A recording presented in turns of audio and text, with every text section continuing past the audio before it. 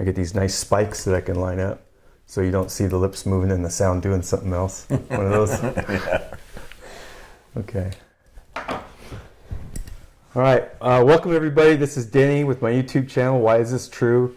And join me today on this sunny day on it's Wednesday, right? Correct. Marn, and he's local. Marn and I live in adjacent towns, and a mutual friend told me, hey, you got to talk to Marn. He's got quite a story, and it turns out some of your story actually ended up in the newspaper.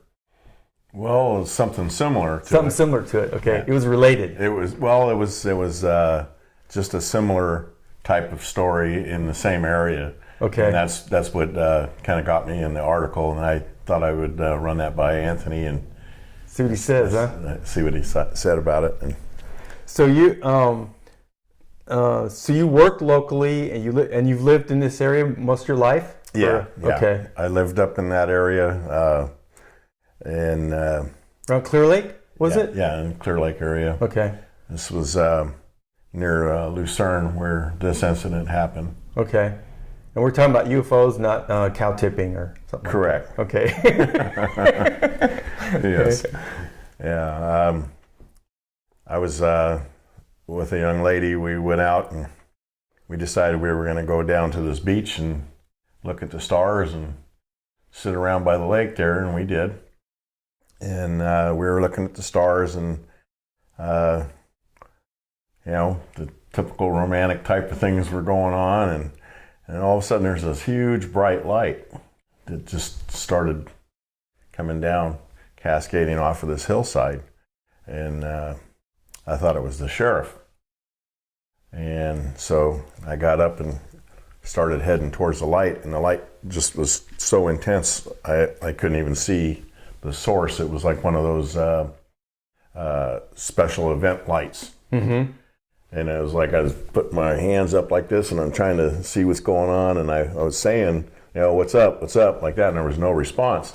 And as I kept going, the light was just more and more intense, and I was kind of starting up the hill, and then the next thing you know, I was across the road up the hill and trying to get into my car in a hurry, and the girl was getting on the other side of the car. And it was like, how did that happen? And I remember looking and just going, wow, what is going on here? So you lost time. Apparently there was a lot of time lost. And were you able to quantify how much time later? Or I'm thinking it ended up being close to 3 a.m. And we were out there probably around 10. Oh, hours. Yeah. Oh. And it was totally shocking. And when I got into the car, and I remember I had all this anxiety, got in the car, and as I was getting into the car, this light was still there, but just further away, and it just seemed like it was shrinking and moving as it was going away, and then it just stopped. And then I remember a fire occurring near this home off of what looked to me like a power pole, and just a kind of an explosion, and then flames, and it started on fire, and it had a pretty good fire going. And I thought, oh my God, I'm going to get accused of starting this fire. So I got into my car. I believe it was a transformer that exploded. Okay. And I don't know if it caught the house on fire or not. At that point, I was getting the heck out of Dodge. I just took off. And I remember passing the fire department as they were, wow, the fire trucks as they were coming in, as I was leaving.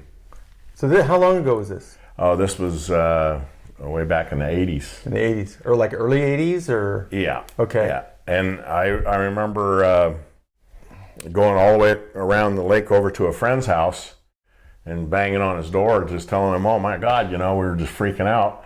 And she was still with you? She was still with me. Yeah.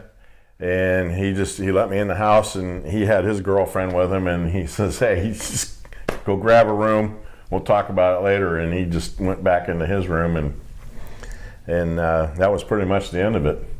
Did you sleep that night? Not very well. It's just like I was just shaking, Yeah. And it was like somebody was watching us Even afterwards? Afterwards, yeah. That's what it felt like. I remember when I was driving around the lake, it was like somebody was watching where we were going. Mm-hmm. That's the feeling we had, and we were just freaking out. So, of course, my friend was thinking that, hey, you guys are just freaking out. He wasn't believing any of that. Right. Telling them, yeah, you saw a flying saucer or something. And it's like, holy cow, Right. And we couldn't believe it either. And then after that, we kind of just decided to just kind of be quiet about it, because people were going, yeah, you're nuts, But it was the strangest thing. Was her experience similar to yours? Did she have the same? Yeah. If she saw the bright light, she lost the time. But she didn't have any additional memories, or did she? Well, and the thing is she was just a casual date. Right. We were just kind of starting a relationship and stuff like that. And to this day, I can't even remember what her name is.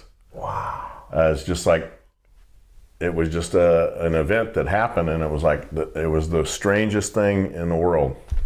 Now, have you ever done like any regression therapy or hypnotist therapy to restore memories or anything like that? No. Do you have any interest in doing that? I don't know. Maybe. Yeah. I don't know if it would bring back something that's a bad deal or something that's kind of scary. Yeah. And after that experience, I was constantly looking at the sky, and I've always liked looking at the stars and stuff like that and whatnot. But experience like that doesn't just go away, does it? No. It's like every time I look at the stars, it's like, okay, when am I going to see something like this again? And then that did happen. One day I was carpooling to work, and this is when I moved down to this area. Right. We were heading north, and it was early in the morning, and I could see this bright light. And the first thing I saw when I saw that bright light was that memory came back. It's the same kind of light that I saw before. Okay. And it almost looks like it's not real, because it's just a light sticking out, and it's just so bright and intense. But when you get closer to it, it's like it's either shrinking or moving away. Okay. Or doing the same at the same time. Right. And as we were driving towards this, I mentioned it to the rest of the carpool. I go, well, look at that bright light. I wonder what that is, And then somebody goes, oh man, maybe that's a UFO. And you could kind of see the outline of the mountain, and this thing is just sitting off of the mountain and just sitting there. And it looked like it would move a little bit from side to side, up and down, like it was kind of hovering around. And as we were getting closer and closer, and this is several miles. Yeah, okay. We're driving along, and we're watching this thing for quite a while. And then we came onto the windy part of the road and started heading up towards that mountain. And all of a sudden, it just shrunk, disappeared. And then right after that, we see this cascade of jet trails from all different directions. And when we got to work, we were mentioning it to some of the guys, like, oh, we saw this weird light and then all these things, and this one guy comes running out and said his brother or his cousin was just called him and said that Edwards Air Force Base got scrambled.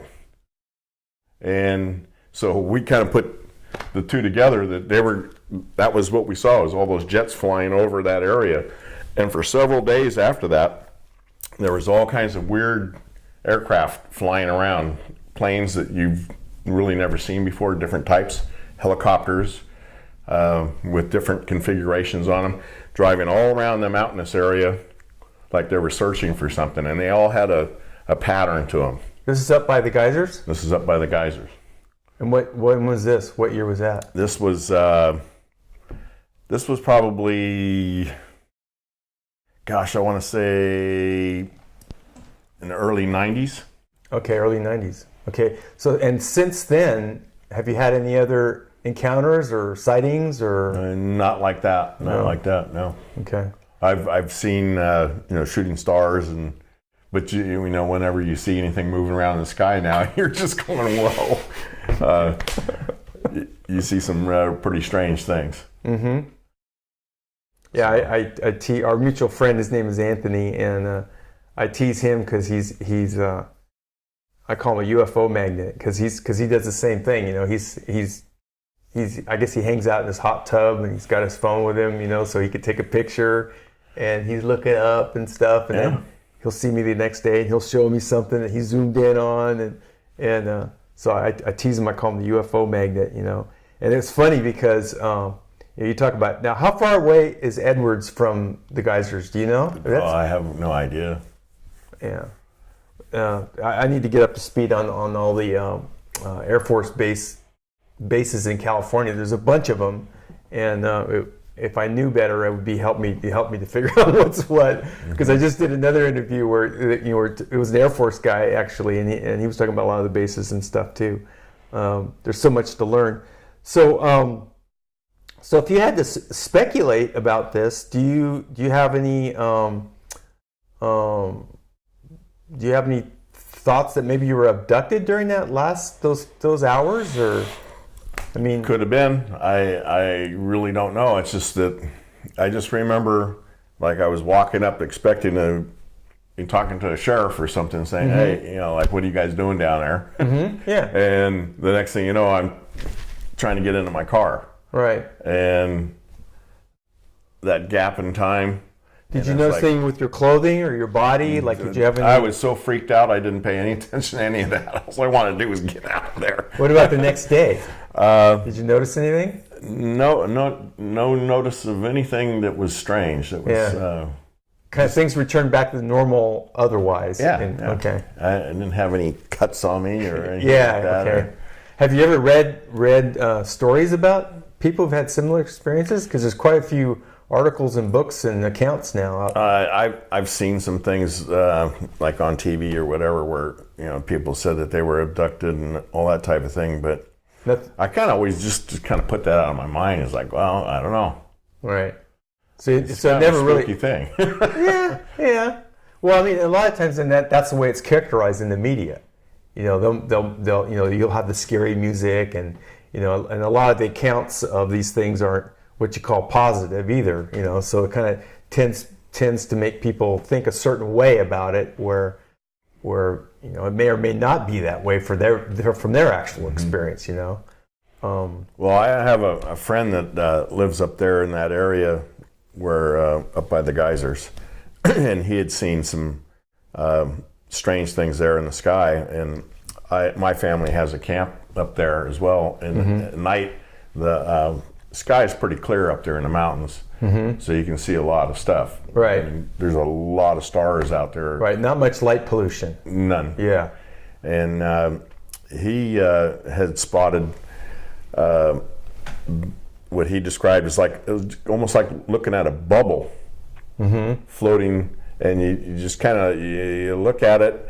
I don't know. It's kind of like a fisheye and a camera lens type of thing. It was distorting the background. Yeah. And it just floating along and changing size. And he described it exactly, and that's what really freaked me out. Is he described it the same way, as it looked like it was going away and shrinking at the same time, where it's like you didn't have any perspective of how far away it was or whatever. Right. And he said it looked like a bubble. And what he explained in his mind was he was thinking that was maybe some sort of a wormhole or something that was floating along, and whatever could go into that and just disappear into another dimension or some weird thing like that. So he got involved in watching the sky a lot. And now, why did he had already heard your story? Is that why he told you? Yeah. Okay, so he felt comfortable telling me the same thing. Right. And he had seen this, and this is all happening in that same area around the geysers. Okay. And all right. And he lives up in that area, so he's constantly looking. He had a telescope, and he started really getting into it because it was freaking him out. Okay. Because he told me he was looking one time at work. He was looking at a crane. Looking up at the sky, watching the crane swinging like this, and out in the background he spotted that thing again. Wow. And it's like, wow. And he's looking at it, and the more he's looking at it, the more it's moving away. And he thought, that's got to be real. It happened a couple times. So has he ever was he always by himself when he saw it, or was with other people with him? I think he was with other people at the time. And they saw it too? Yeah. Okay. So now, we discussed briefly before we sat down with the cameras and everything, because I was explaining, like, I will make this video and I'll send it to you, and if you don't want to put it public, we don't have to do that. And you said you didn't care. Right. So you've already told the story to members of your family and a lot of your friends and stuff. Yeah. And if they think you're crazy, that's okay, right? That's what you're saying. Yeah. I know what I saw. That's what it was, man. And right. I can't tell you any more than what I saw. Right. And which to me is just really strange. Right. And like I said, when I saw that second light, that's just automatically kind of confirmed me right into like that has to be something really strange. Right. And I know that there's military things flying around that you've seen on TV programs where they show people out looking and saying, "Oh, this might be this, might be that." Yeah. Area 51. Right. The TR3B and the triangle. Yeah, all kinds of weird stuff like that. But these areas were pretty close to like remote areas. Mm-hmm. There's really nothing going on out there. Right. And that's why that article in the paper really intrigued me, because that was kind of near the area where I saw what I saw. And I hunt, and I've been out in some pretty remote areas. And one other time I remember hunting up in Idaho, and I was walking along a peak on this mountain, and I think I was around 9,800 feet up. Yeah. 9,200 feet. Yeah. And all of a sudden I look and I see one of those stealth bombers flying by. Oh boy. And I'm sitting up there on this peak with my rifle, and I'm looking down, and I can see the pilot. Oh gosh. And the pilot waves at me and goes by, and it's like, it was surreal, It's like, this isn't really happening, is it? Yeah. And as soon as I saw that, I flashed right back to that same. Right. Every time I see something weird like that, it is just taking me right back to that memory. Interesting. And it's pretty strange. Marn and I were talking about the fact that there was some stuff in the paper up there that was related to this, and this is the Lake County Recorder B. It's dated October 28, 2016.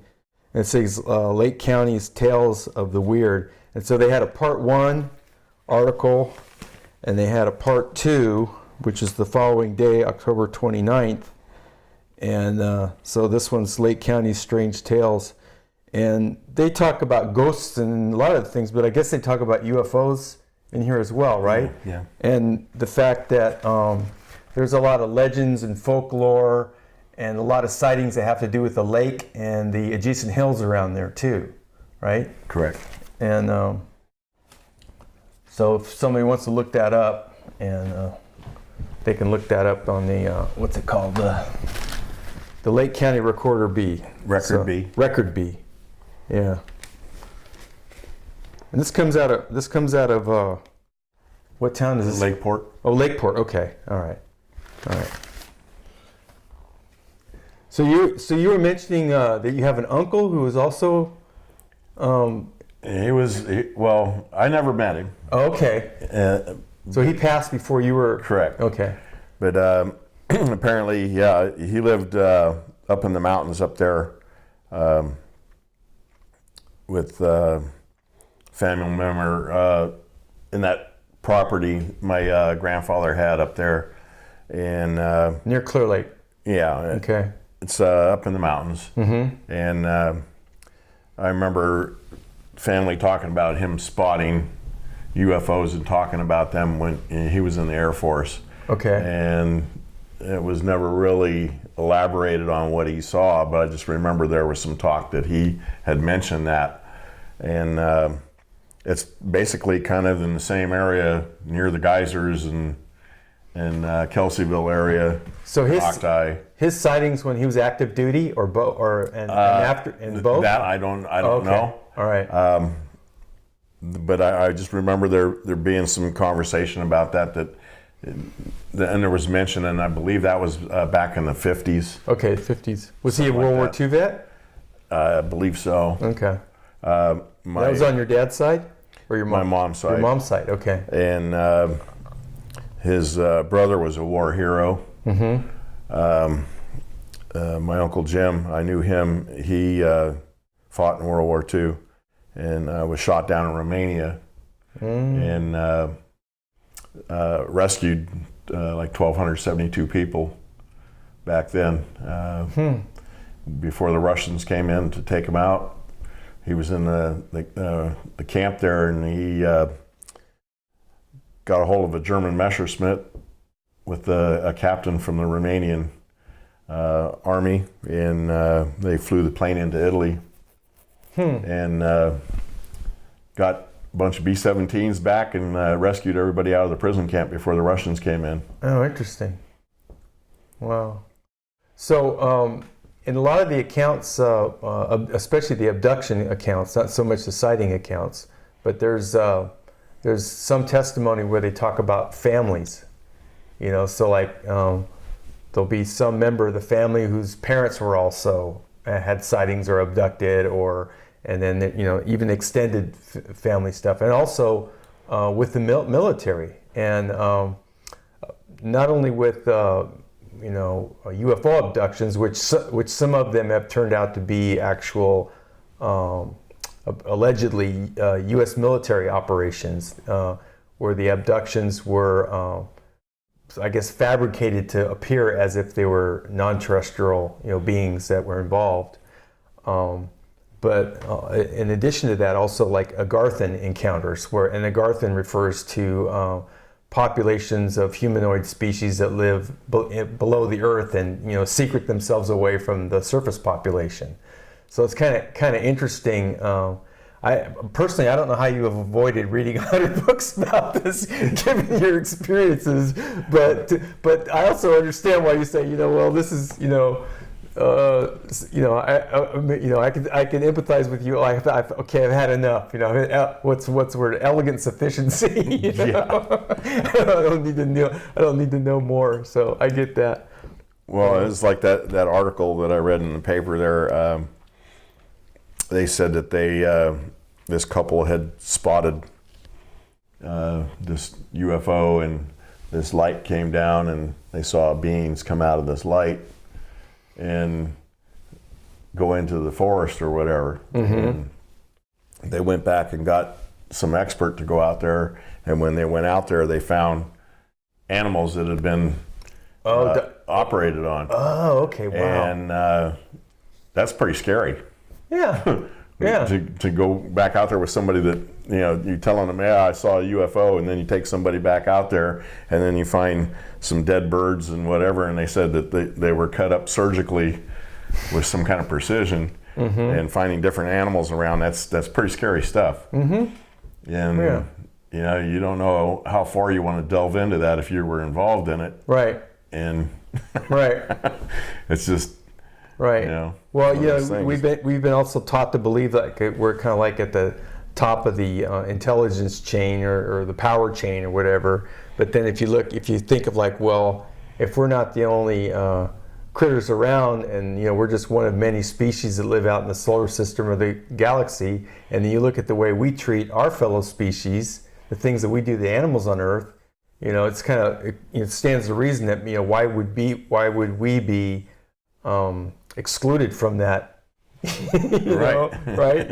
Maybe that's kind of a dark way of looking at it, but maybe not. I mean, it's a different way of looking at it, I guess you could say. Yeah. So given your experiences, and all the things that are going on now, there's something I'm studying a lot now these days is the whole disclosure issue. Like, how much do some of these people know that have been in the military, or people like yourself who've had experiences like you and maybe were able to retain their memories from the lost time, and for whatever reason just haven't told their story. Most of the time it's the reasons that we discussed, being ridiculed or ostracized, or you're crazy, But people are slowly becoming more comfortable about telling their stories, including people that have been sworn to secrecy. They're just coming out and they're talking. Like, for instance, there's this guy, William Tompkins. I think he's 93 years old. A friend of mine just did an interview with him and a guy who helped edit his book. And he's from the Navy, and he's telling this whole story. And he's he's talking about, working with aliens and, revealing a lot of like interesting stuff. And so I was curious, like, what do you think is going to happen? I mean, do you have any idea of like, will this happen to you? Do you think it might happen to somebody else in your family, or do you think you might gain more understanding in the years to come? Or I don't know. I just it's one of those things where it's like it happened like that fast, but when it was actually happening, it was really slow, and then there's that loss of time. And I know going up from the lake up to where the roadway was, there's a steep embankment there. You would think that I would have remembered climbing up there. Right. I don't. Right. I remember starting, and then I remember being at my car. Wow. Have you gone back? And I remember being in a hurry. Yeah. Like I was scared. Wanted to get out of there. And I wanted to get out of there. Right. And I remember seeing that light, and it just kind of hovering there, and I was like, and it's just the weirdest thing. And I don't even remember how she got there. Right. She was on the other side of the car, and she jumped in, and we took off. So have you ever been back there? I've driven by there, yeah. Yeah? You've ever stopped? Well, I remember exactly where the spot is. No, yeah. But you haven't gone back at night and just kind of hung out and looked around? You have any desire to do that? Yeah, I could do that. Yeah? Just would regret having the same thing happen, though. So it still feels scary then, when you think back on it? Yeah, I think so. There was a lot of anxiety there. Right. It was just one of those things where, I don't know, you kind of feel like you were violated, maybe. Mm-hmm. You don't know. All right. So people in your family, people that are close to you, are they kind of supportive of you in this, or did they just kind of go, well, Marn's got a screw loose, or I mean Probably.